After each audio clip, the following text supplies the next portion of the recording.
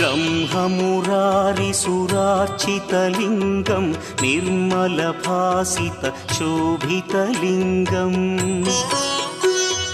जन्मजदुःखविनाशकलिङ्गं तत्प्रणमामि सदा शिवलिङ्गम् देवमुनिप्रवरार्चितलिङ्गं कामदहन करुणाकरलिङ्गम् रावणदर्पविनाशकलिङ्गं तत्प्रणमामि सदा शिवलिङ्गम्